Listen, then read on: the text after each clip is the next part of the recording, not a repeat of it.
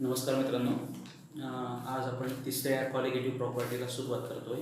त्या क्वालिटेटिव्ह प्रॉपर्टीचं नाव आहे depression in freezing point. Depression म्हणजे काय? कमी होणे. काय कमी होतोय? Freezing point. सर्वात पहिले फ्रीजिंग पॉईंट म्हणजे काय ते आपण बघूया. काय मग फ्रीजिंग पॉईंट म्हणजे काय? सपोज एखादा सॉल्व्हंट आहे, तो लिक्विड स्टेटमध्ये आहे. लिक्विड स्टेटमधला काय आपला सॉल्व्हंट आहे, त्याला आपण काय केलं आता? त्याला आपण काय केलं? कूल केलं. कूल केल्यामुळे लिक्विड स्टेटमधला जो कंपाऊंड आहे त्याचं कन्व्हर्जन कशामध्ये, कोणत्या स्टेटमध्ये होणार आहे? कशात होणार आहे? सॉलिडमध्ये. लिक्विड स्टेटमधल्या कंपाऊंडला आपण काय केलंय? कूल केलं. त्याचं कन्व्हर्जन कशामध्ये झालं? सॉलिड स्टेटमध्ये झालं. ही जी प्रोसेस आहे त्या प्रोसेसला आपण काय म्हणत असतो? फ्रीजिंग प्रोसेस म्हणत असतो. मग फ्रीजिंग पॉईंट म्हणजे काय? ज्या टेम्परेचरला लिक्विडचं कन्व्हर्जन कशामध्ये होत असतं? सॉलिडमध्ये होत असतं. त्या टेम्परेचरला आपण काय म्हणणार आहोत? Freezing point. ओके, बघा मित्रांनो, फ्रीजिंग पॉईंट म्हणजे काय? The temperature at which liquid turns into solid is called as freezing point. लिक्विडला आपण कूल करायला सुरुवात केली. कूल करत असताना ज्या टेम्परेचरला लिक्विडचं कन्व्हर्जन कशामध्ये होणार आहे? सॉलिडमध्ये होणार आहे, त्या टेम्परेचरला आपण काय म्हणणार? त्याचा फ्रीजिंग पॉईंट. मित्रांनो, थेरोटिकली फ्रीजिंग पॉईंट आणि मेल्टिंग पॉईंट यांची हे नियर अबाउट कसे असतात? सारखेच असतात. समजा आपण पाणी आहे, पाणी कोणत्या स्टेटमध्ये आहे? लिक्विड स्टेटमध्ये. त्या पाण्याला आपण कूल करायला सुरुवात केली. 0 डिग्री सेल्सिअसपर्यंत ज्यावेळेस आपण कूल करतो, 0 डिग्री सेल्सिअसला पाण्याचं कन्व्हर्जन कशामध्ये होत असतं? बर्फामध्ये होत असतं. म्हणजे लिक्विड वॉटरचं कन्व्हर्जन कशामध्ये होत असतं? सॉलिड स्टेटमध्ये, आईसमध्ये होत असतं. मग 0 डिग्री सेल्सिअस हा त्या लिक्विडचा काय झाला आहे? फ्रीजिंग पॉईंट झाला आहे. आणि त्याच बर्फाला आपल्याला पाण्यात कन्वर्ट करायचं असेल तर आपल्याला त्याला 0पेक्षा काय करावं? थोडंसं हीट करावं लागतं. सो थेरॉटिकली किंवा प्रॅक्टिकली फ्रीजिंग पॉईंट आणि मेल्टिंग पॉईंट हे नियर अबाउट कसे असतात? तर सारखे असतात. हे झालं फ्रीजिंग पॉईंटची डेफिनेशन. आता डिप्रेशन इन फ्रीजिंग पॉईंट ही काय कन्सेप्ट आहे ते आपण बघूया. ओके, बघा मित्रांनो, सुरुवातीला फक्त आपण घेणार आहोत सॉल्व्हंट. सॉल्व्हंट घेतला. हा सॉल्व्हंट आहे कोणत्या स्टेटमध्ये? सॉल्व्हंट लिक्विड स्टेटमध्ये. या सॉल्व्हंटला आपण आता काय करतोय? कूल करतो आहे. कूल केल्यामुळे तो सॉल्व्हंट कोणत्या स्टेटमध्ये जाणार आहे? सॉलिड स्टेटमध्ये जाणार आहे. ज्या टेम्परेचरला हा सॉल्व्हंट फ्रीज झाला त्या टेम्परेचरला म्हणायचं आपण T0 काय मित्रांनो? Freezing point. कोणाचा? सॉल्व्हंटचा. ओके, आता ह्या सॉल्व्हंटमध्ये समजा आपण काय केलं आहे? सोल्यूट ॲड केलं आहे. सॉल्व्हंट प्लस सोल्यूट काय तयार होणार? सोल्युशन. काय तयार होणार आहे? सोल्युशन. आणि त्या सोल्युशनला आपण काय केलं? कूल केलं. तर असं लक्षात येतं मित्रांनो, त्याचा फ्रीजिंग पॉईंट काय होतो? कमी होतो. कशामुळे कमी झाला असेल? सोलिड पार्टिकल ज्यावेळेस आपण सॉल्व्हंटमध्ये ॲड करतो मित्रांनो, त्यावेळेस ती फ्रीजिंग जी टेंडन्सी असते, फ्रीजिंगची जी प्रोसेस आहे, त्या फ्रीजिंग प्रोसेस असतं ते काय करतात? तर स्लो डाऊन करतात. त्यामुळे त्या कंपाऊंडला फ्रीज व्हायला आपल्याला अधिकचं टेम्परेचर लो डाऊन करावं लागतं. म्हणजे फ्रीजिंग पॉईंट काय होतं? त्या ठिकाणी कमी होतो. ओके, हे सगळं कशामुळे झालं? सोल्यूट ॲड केल्यामुळे झालं. सोल्यूट ॲड केल्यामुळे फ्रीजिंग पॉईंट कमी झाला. म्हणून जी प्रॉपर्टी सोल्यूटच्या क्वांटिटीवर डिपेंड असते त्याला कोणती प्रॉपर्टी म्हणतो आपण? Qualitative property. मग फ्रीजिंग पॉईंट सोल्यूट ॲड केल्यामुळे कमी होतोय, म्हणून डिप्रेशन इन फ्रीजिंग पॉईंट ही कोणती प्रॉपर्टी झाली आहे? क्वालिटेटिव्ह प्रॉपर्टी झाली. ओके, काय म्हटलं आपण? Freezing point. कोणाचा? सॉल्व्हंटचा. तर टी हा आहे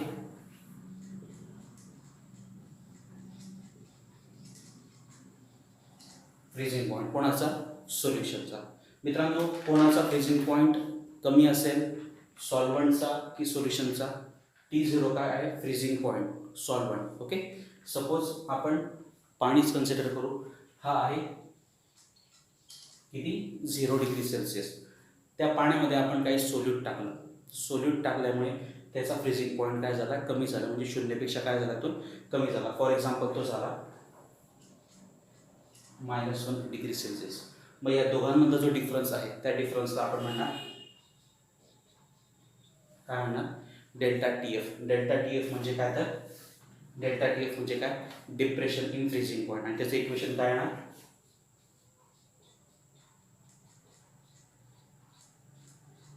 T0 मायनस T. ओके, हा झाला primary part for depression in freezing point.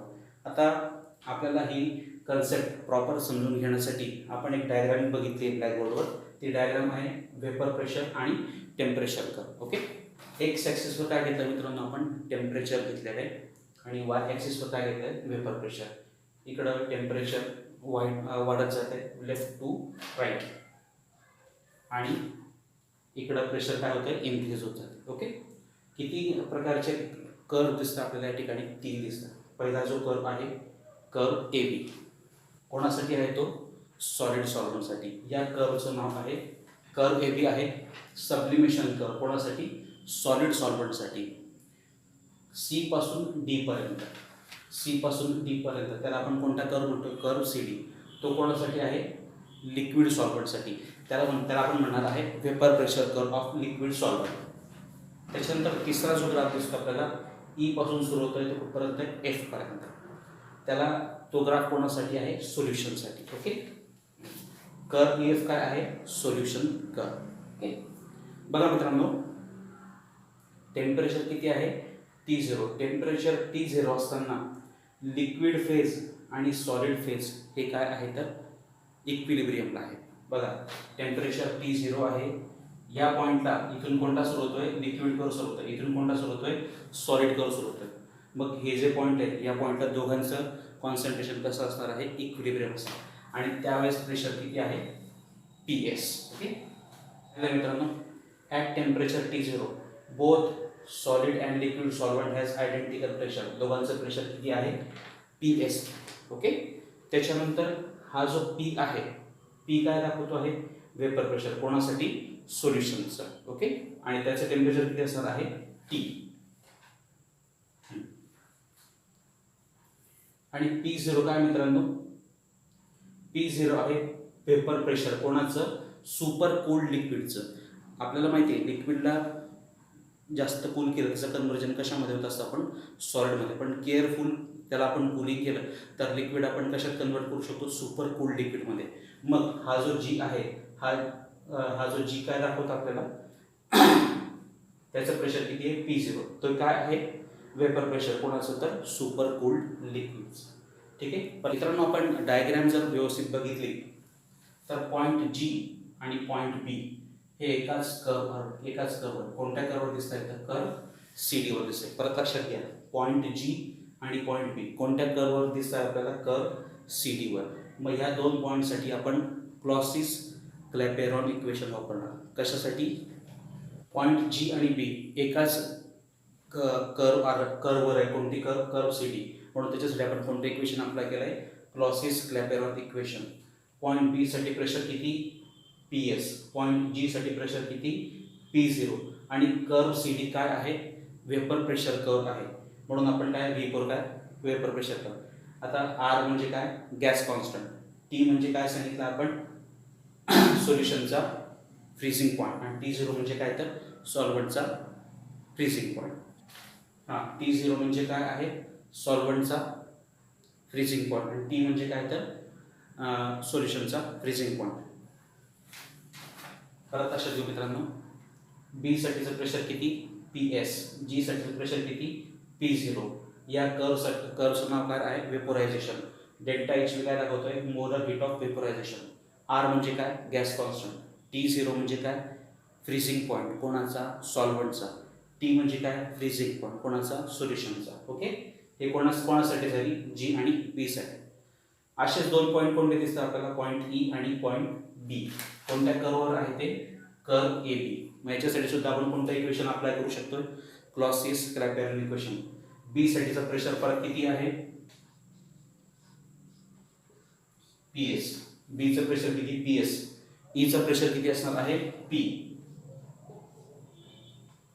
आणि हा ए बी जो कर्व आहे तो कोणता होता sublimation curve.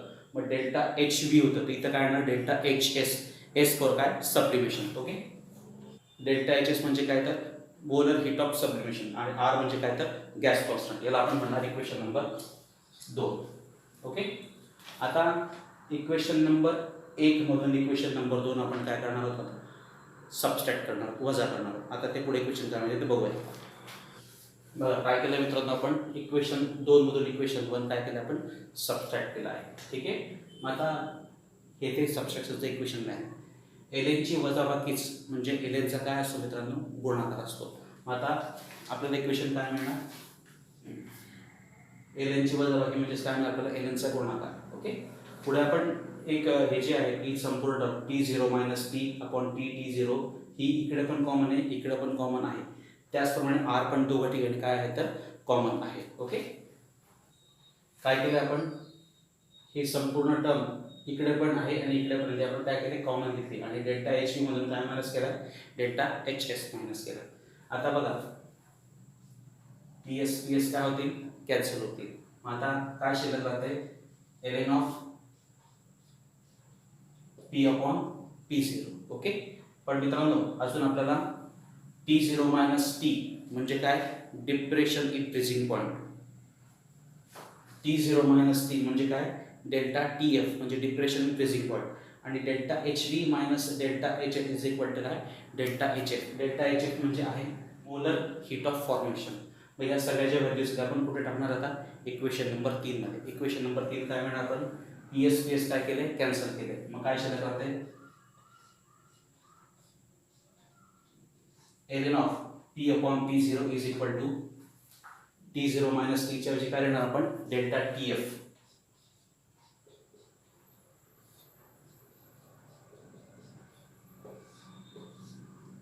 R T T0 as it is आणि याच्या ऐवजी काय लिहिणार, डेल्टा HF. याला म्हणतो आपण आता इक्वेशन नंबर 4. मित्रांनो सोल्युशन अतिशय डायल्यूट असेल, सोल्युशन अतिशय डायल्यूट असेल म्हणजे काय, सोल्यूटचं प्रमाण एकदम अत्यल्प असेल तर फ्रीजिंग पॉईंटमध्ये जो डिफरन्स असेल तो डिफरन्स कसा असेल, अतिशय निग्लिजिबल असणार आहे.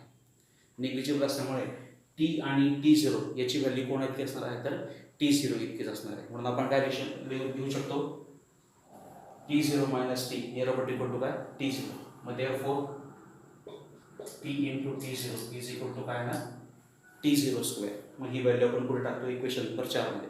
मग आपल्याला इक्वेशन काय मिळणार, काय मिळालं, L of P upon P0 is equal to delta TF upon R T0 square into काय तर डेल्टा HF. ओके.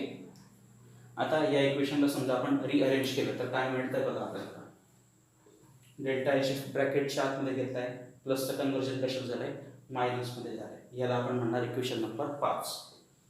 ओके. बघा इथपर्यंत काय केलं आपण, इक्वेशन 1 मधून 2 मधून 1 काय केलं आपण सबस्ट्रॅक्ट केलेलं आहे. मग ही लेफ्ट हँड साईड इक्वेशनची आणि कोणती राईट हँड साईड आहे.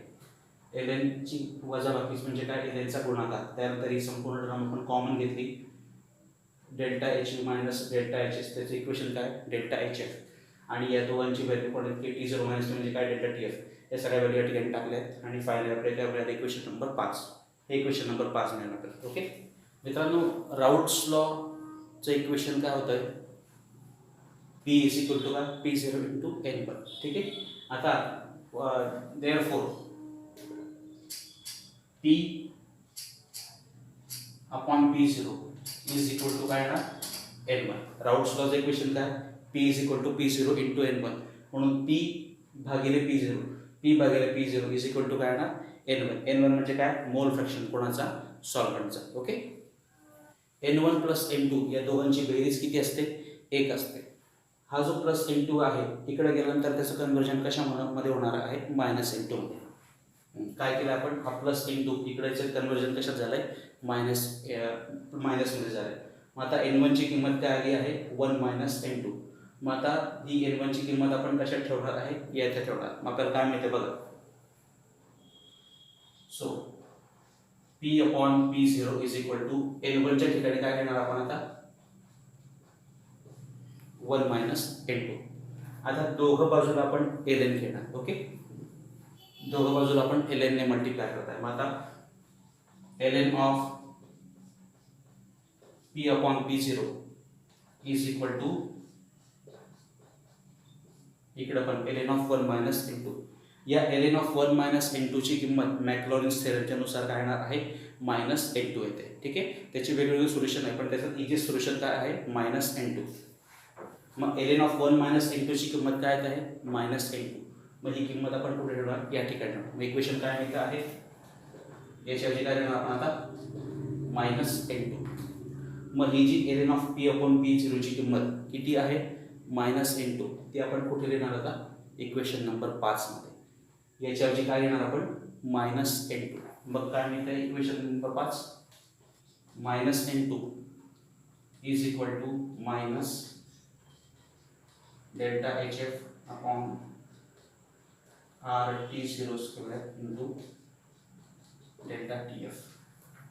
मायनस मायनस दोघं साईन काय होतील, कॅन्सल होतील आणि आपल्याला काय मिळतं TF. यालाच इक्वेशनला आपण रिअरेंज केल्यानंतर आपल्याला फायनल इक्वेशन काय मिळते लिहूयात आपण. हे इक्वेशन आपल्याला मिळालं, याला आपण म्हणणार इक्वेशन नंबर 6. R म्हणजे गॅस कॉन्स्टंट, T म्हणजे टेम्परेचर, डेल्टा HF म्हणजे काय, molar hate of formation, N2 म्हणजे काय, मोल फ्रॅक्शन ऑफ सोल्यूट. ही जी ब्रॅकेटेड टर्म आहे मित्रांनो, ही सगळी कॉन्स्टंट आहे. त्यामुळे डेल्टा TF म्हणजे डिप्रेशन अँड फ्रीझिंग पॉईंट फक्त कशावर डिपेंड असणार आहे, N2. N2 म्हणजे काय, mole fraction of solute. Okay, thank you.